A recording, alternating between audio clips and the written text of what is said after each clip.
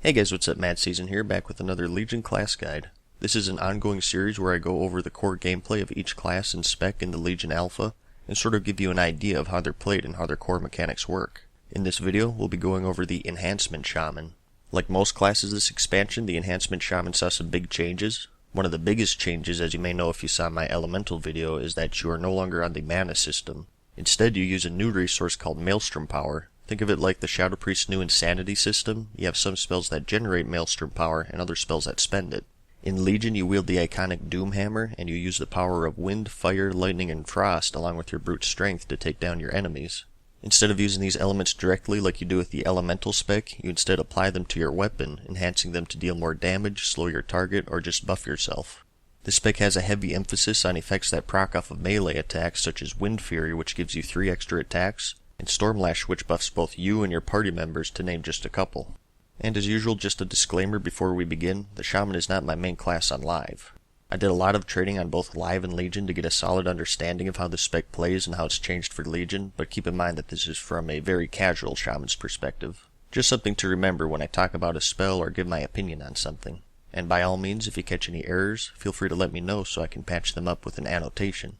Also keep in mind that this is all alpha gameplay, so things that you like or don't like are always subject to change. A lot of spells have been changed, removed, or added. As always, I'll go over all of them one by one in the spell book, and I'll also show you them all in action so you can get a good idea of how the spec plays to see if you would like it or not. I'll sort of go over these in order of importance, putting a higher priority on the bread and butter abilities that make up the core of the enhancement spec. And at the end of the video, I'll show you some real fights and narrate them a bit so you can see how all of it comes together. As I'm going through these, keep an eye on the bottom right hand corner of the screen if you want to see the tooltips for the exact numbers and such. Let's start with our Maelstrom generator, Rockbiter. This deals a small amount of nature damage and generates a base 10 Maelstrom. This is our most basic attack. We'll be spamming this when all of our big spells are on cooldown. One thing that's important to note is that this has a 10-yard range. Next up, we have our Maelstrom spender, Lava Lash. This costs 30 Maelstrom and it deals a medium amount of fire damage to your target. This is our basic Maelstrom spender. It's what you're going to be using when your big Maelstrom spender is on cooldown. Speaking of which, next up we have Storm Strike. This costs 40 Maelstrom and it has a base 14.5 second cooldown and it deals some heavy physical damage. This is our heavy hitter, so this is something you're going to want to use on cooldown. Next up we have Crash Lightning. This is our AoE Maelstrom spender. This electrocutes all enemies in front of you, dealing a light amount of nature damage. If you hit 2 or more targets, your Storm Strike and Lava Lash also deals some extra damage to all enemies in front of you for 10 seconds. This costs 20 Maelstrom and it has a base cooldown of 5.5 seconds. Next up we have Frostbrand. This costs 20 Maelstrom and it deals a small amount of frost damage to your target, and it also imbues your weapons with frost for 15 seconds, causing your auto attacks to reduce your target's movement speed by 50% for 3 seconds. This has a 10-yard range, but to get the actual slow you have to get that auto attack in. This is a big weakness of the spell, especially for PvP. On Draenor you have Frost Shock, so when you need a slow it's as simple as just casting that spell. But with this you have to already be in melee range to get that slow off, which limits its usefulness. I think a simple fix for this would be to make the on-cast effect have an initial slow on your target, because as it stands now I can see us being easily kited in PvP. And finally for our Maelstrom spenders we have Purge. This is the same as it is in Live aside from the resource cost. This purges 1 beneficial magic effect from your target and costs 20 Maelstrom. Overall it's weaker in Legion due to the simple fact that you can't spam it anymore. Next up we have Flame Tongue. This deals a small amount of fire damage to your target and imbues your weapon with fire for 16 seconds, causing each hit to deal some extra fire damage based on your weapon speed. This has a base cooldown of 11 seconds, so this is something you want to have 100% uptime on. And just like Frostbrand and Rockbiter, this has a 10-yard range. Next up we have Lightning Bolt. This is now instant cast, it has a 30-yard range, and it deals a very small amount of nature damage to your target. This is just something to use as an opener or when we're out of that 10-yard range. The damage is quite low, but we do have a talent that I'll talk about later that makes it a little more useful. We also still have our DPS cooldown, Feral Spirit. This summons 2 Spirit Wolves to aid you in battle for 15 seconds, down from the 30 seconds in Draenor. Each time they attack they give you 5 Maelstrom power, so this is a really good generator. Although they no longer heal you when they attack, so it looks like we traded that for the Maelstrom generation. We also still have Spirit Walk. This is a big mobility boost. This increases your movement speed by 60% for 15 seconds. It also removes all movement and pairing effects when you use it, and it has a cooldown of 1 minute. Next up we have Astral Shift. This has been moved from talents to a baseline ability, and it's unchanged from Draenor. This makes you take 40% less damage for 6 seconds, and it has a 1.5 minute cooldown. This is a nice defensive cooldown to have. The only problem is that it's pretty much our only one. I'll say this right here, and you already know this if you saw my elemental video, but Shaman survivability right now is very low. You do have some tricky stuff you can do, but compared to most other specs this expansion, we're pretty squishy. We also still have Bloodlust, or Heroism if you're Alliance. This is the same as it is in Draenor. This increases the haste of both you and your party members by 30% for 40 seconds. The cooldown itself is 5 minutes, but you can only receive the effect once every 10 minutes due to the exhausted debuff you get. And we also still have Hex. This turns your target into a frog, and it can't attack or cast spells while it's active. It lasts for 1 minute, has a base 1.7 second cast, and its cooldown was reduced to 30 seconds down from the 45 seconds in Draenor. Next up we have Ghost Wolf. This is also unchanged. This is an instant cast spell that transforms you into a Ghost Wolf, increasing your movement speed by 30% until you cancel it. And finally we have Healing Surge. This has a base 2 second cast, it costs 0 to 25 Maelstrom, and it heals your target for a small amount, which is increased depending on how much Maelstrom you spent on it. At level 100, eye level 680, it heals for around 6% of your maximum life if you don't spend any Maelstrom on it. So that's 12% of your maximum life if you spend the max 25 Maelstrom on it, which I think is a little low considering the cost. But a hidden effect that's not stated is that the cast time is also reduced depending on how much Maelstrom you spend on it, with 25 Maelstrom being instant cast, which helps our survivability a little bit. And that's pretty much it for all of the important stuff anyways. Everything else I didn't mention are still functionally the same pretty much, maybe just percentage or cooldown changes. I'll mouse over them here quickly and you can pause the video if you want to see the exact numbers, but abilities I haven't mentioned yet are Ancestral Spirit, Astral Recall, Cleanse Spirit, Farsight, Water Walking, and Wind Shear. For passives, first up we have Maelstrom Weapon. This has seen a change to facilitate our new resource system. This causes each of your melee attacks to generate 5 Maelstrom. Like I mentioned earlier, Enhancement relies heavily upon Wind Fury this expansion, so these two effects synergize well with each other. Speaking of which, next up we have Wind Fury. This causes your main hand attacks to have a 7% chance to trigger 3 extra attacks. So this now gives you a flat amount of damage instead of being based on your weapon damage. The real usefulness here, disregarding the damage, lies within the extra attacks because we have a lot of effects that proc off of these extra swings. Next up we have Stormbringer. This causes your main hand attacks to have a 4% chance to reset the remaining cooldown on Storm Strike, and cause your next Storm Strike to cost 50% less Maelstrom and trigger no cooldown. They worded this very carefully. Note that it says main hand attacks here, so unfortunately this isn't something that can proc off Wind Fury. The only way you can make this proc more is to increase your haste or mastery. Speaking of which, your mastery has changed a bit. As you stack this, your chance to proc both Stormbringer and Wind Fury is increased, and it also increases your fire, frost, and nature damage you deal. The increased chance to proc is additive, so if your mastery is at plus 4% chance to proc, your Wind Fury will have an 11% chance to trigger up from its base 7%, and your Stormbringer would have an 8% chance to proc. Next up, we have Stormlash. This one reads, while your weapons are enhanced, your attacks have a chance to grant Stormlash up to 2 party or raid members for 8 seconds, causing attacks and spellcasts to deal some extra nature damage. When they say enhanced weapons here, they really mean your Flame Tongue or Frost Branch spells, and the damage is pretty good. At level 100, eye level 680, it's about the same damage as a normal melee swing, and you can give this effect to your party members, so it's a big damage increase overall. This is why I said earlier that the most useful thing from our Wind Fury is the extra attacks. Even without the damage, it's a really strong passive because we have so many proc-based effects. Because of this, I think both haste and mastery will be really important stats for the Enhancement Shaman this expansion. The more attacks we get, the more procs we get, and therefore the more damage both we and our raid members deal. And lastly, for our passives, we have Reincarnation. This allows you to self-res once every 30 minutes, giving you 20% health when you res down from the 70% in Draenor.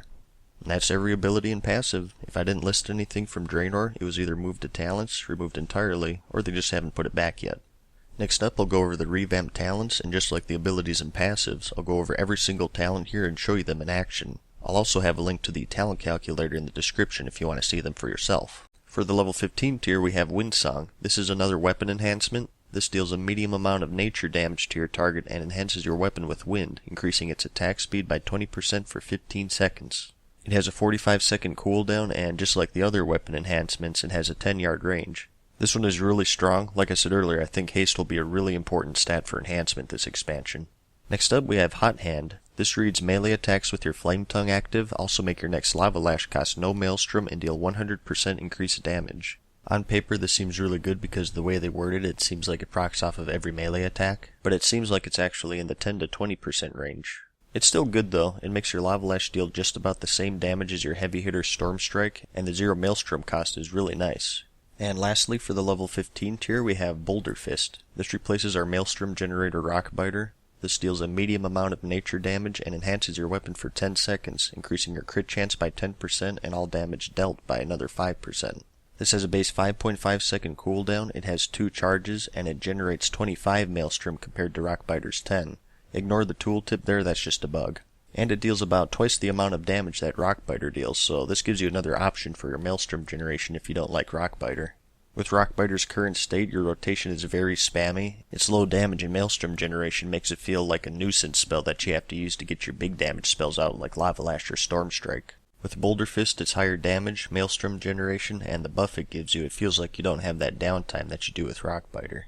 Overall, this is a really good tier and it's a tough choice. I think as it stands right now, I prefer Boulder Fist, but it is close. For the level 30 tier, we have Rainfall, otherwise known as Healing Rain from Draenor. This blankets a target area with Healing Rain, restoring a small amount of health up to 6 allies over 10 seconds. Your Storm Strike and Lava Lash spells extend the duration by 3 seconds up to a maximum of 30 seconds. While I like the idea behind this talent, I think the heal is just too low to warrant taking it. It is nice to give us that choice for some extra healing, but combining the very low heal and the fact that it restricts you to staying in a certain spot, I think this is way undertuned as it stands right now. Next up, we have Feral Lunge. Think of this as the Feral Druid's Pounce ability. This causes you to leap at your enemy, dealing a small amount of damage and transforming you into a Ghost Wolf. It has an 8 to 25 yard range and a 30-second cooldown. So this is just a nice boost to mobility. Even still, with the way Frostbrand works, we'll still be easily kited this expansion if nothing changes. Next, we have the Windrush Totem. This summons a low health totem at your target location, and any ally passing within 10 yards of it gets a 60% increase to movement speed for 5 seconds. The totem itself has a 15-second duration and a cooldown of 2 minutes. Like I said in my Elemental video, I'm sure this is going to be invaluable for speed trials like challenge dungeons or just on fights that require a lot of movement from you and your allies. For the level 45 tier, we have Lightning Surge Totem. This is the Capacitor Totem from Draenor. They just renamed it for some reason and threw it into talents. This places a totem at your target location, and after 5 seconds, it stuns all enemies within 8 yards of it for another 5 seconds. It has a 35-yard range and a 45-second cooldown. The only difference here is that you can now place this wherever you want as opposed to live servers where it just put it at your feet. On live servers, you also had the totem projection though, which lets you move your totems wherever you wanted to. Since we don't have that anymore, we can't cook it for 4 seconds and then place it right when it stuns like we used to be able to. This results in this being very clunky to use in PvP, and getting the stun off on adept players is going to be a rarity. Next up, we have the Earth Grab Totem. This used to replace the Earth Bind Totem, but since we don't have that anymore, it's just a standalone ability. This summons a totem at a target location that pulses every 2 seconds, rooting enemies within 8 yards of the totem for 5 seconds. If an enemy was previously rooted, it'll slow their movement speed by 50% for 5 seconds instead. This has a 35-yard range, a 20-second duration, and a 30-second cooldown. So once again, the main difference here is the fact that you can place this at your target location instead of just at your feet. Next up, we have a new totem, that's the Voodoo Totem. This replaces Hex, and you can place this just like your other totems, and any enemy within 8 yards of it will be turned into frogs just like Hex. This has a cooldown of 30 seconds and a duration of 10 seconds. The Hex itself lasts for 20 seconds, and after it's broken, the target is immune to Hex for another 15 seconds. For the level 60 tier, we have Lightning Shield.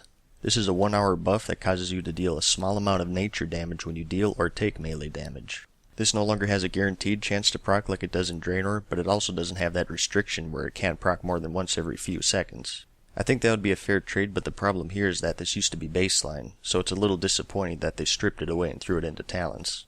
Next up, we have Ancestral Swiftness. This has been reworked. This now gives you a passive 10% increase to your haste and attack speed. In Draenor, as you may know, this used to be 5%, but it would also make your next cast instant, so we traded that function for a more powerful passive boost. Lastly, for the level 60 tier, we have Sundering. This shatters a line of earth in front of you, causing some heavy physical damage and knocking all enemies hit to the side. It has a 40-second cooldown, and it costs a whopping 60 Maelstrom. Its damage is close to Storm Strike's damage, and although it doesn't state it, this also has a 2-second stun. It can be a handy ability, but as it stands right now, I think it's a little undertuned. Having both the 40-second cooldown and a cost of 60 Maelstrom is a little overboard for what it does. I think just having one or the other would be a fair change, and it would make it more comparable to Ancestral Swiftness and Lightning Shield. Another issue is that if you're using this, you're probably spec'd for AoE, but this knocks everything back, moving your enemies out of position for Lightning Crash, so it's counterproductive on that end. For the level 75 tier, we have Tempest. This causes your Stormbringer passive to affect your next 2 Storm Strikes instead of its base 1. Stormbringer, as you may recall, gives your main hand attacks to have a chance to make your next Storm Strike cost 50% less Maelstrom and trigger no cooldown, so this is a really good boost to that passive, and it'll gain more and more value the more haste and mastery you stack. Next up is Overcharge.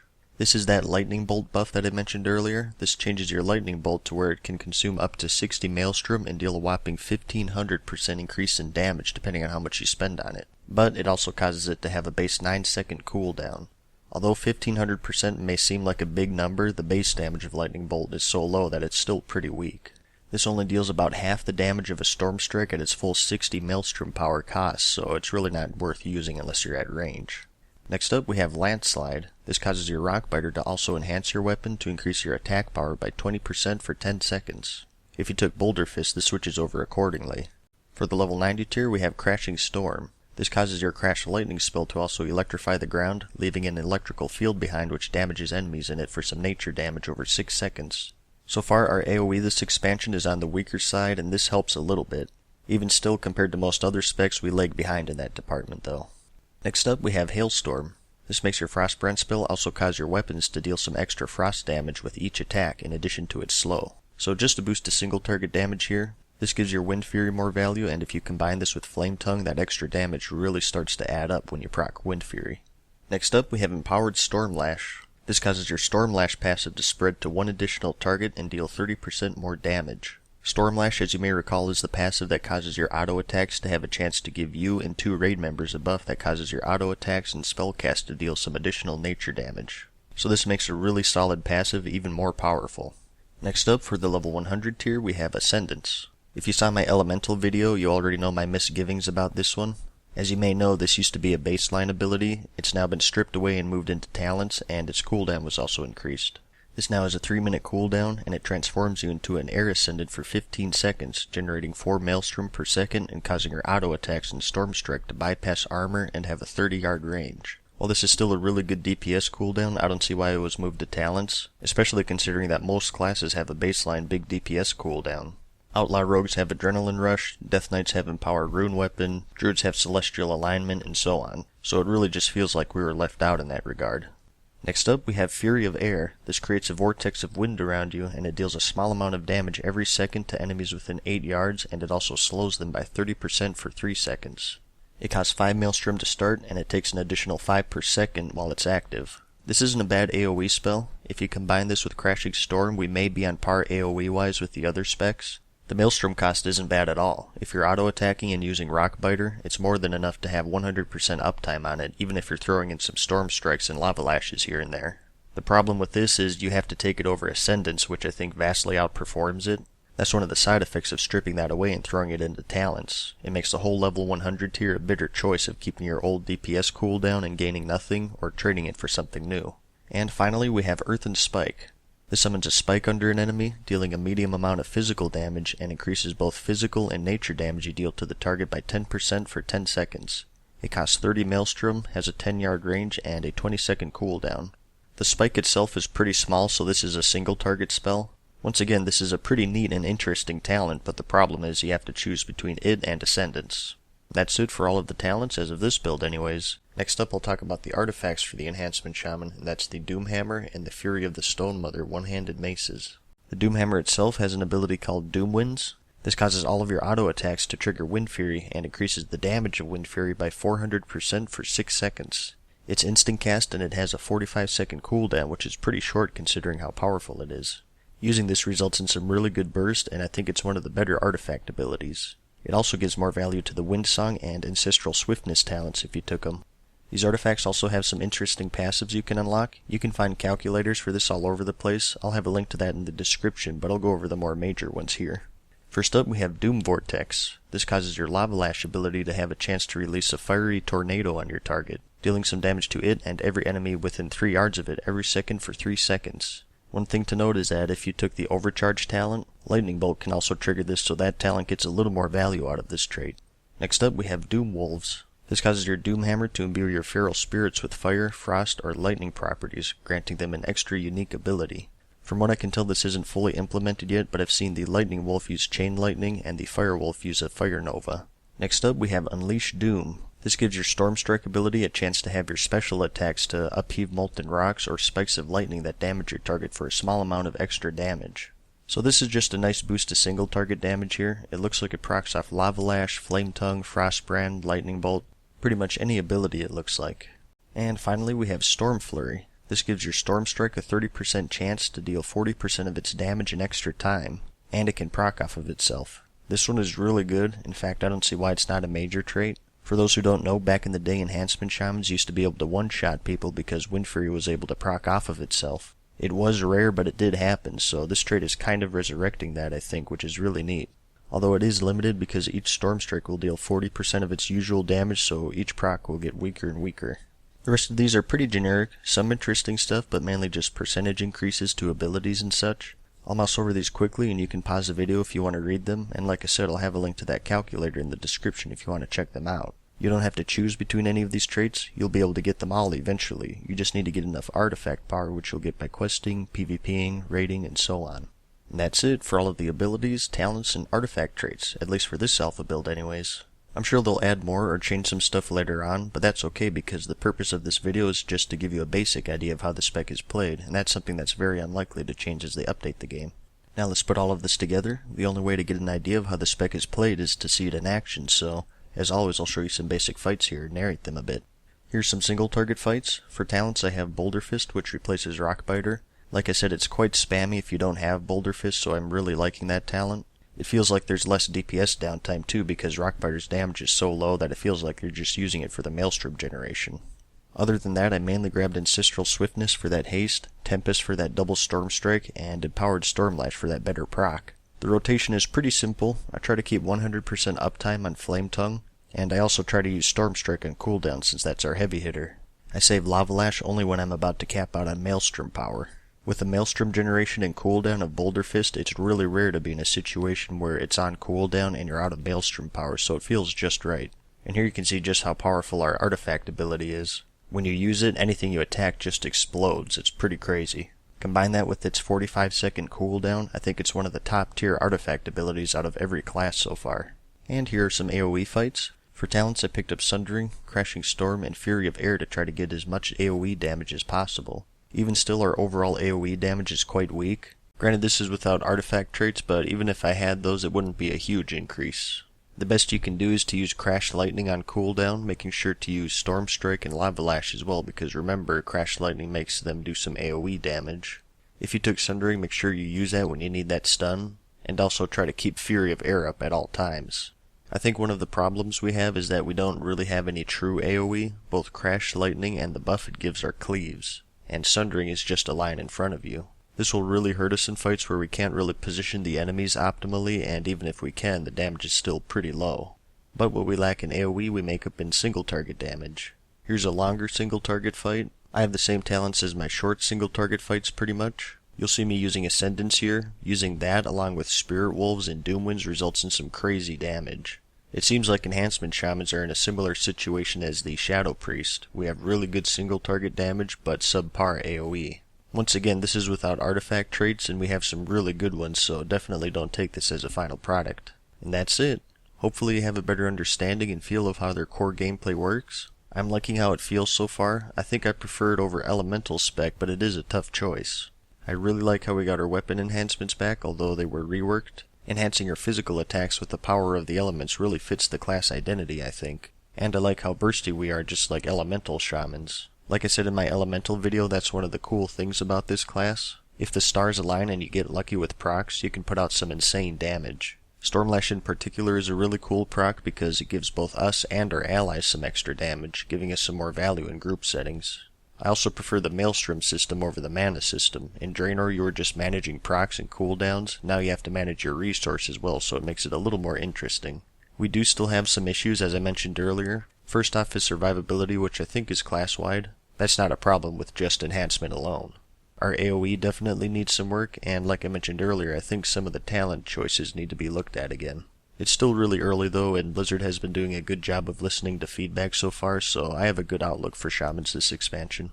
Overall, it's a really fun and diverse class, and it's definitely a contender for my main come release.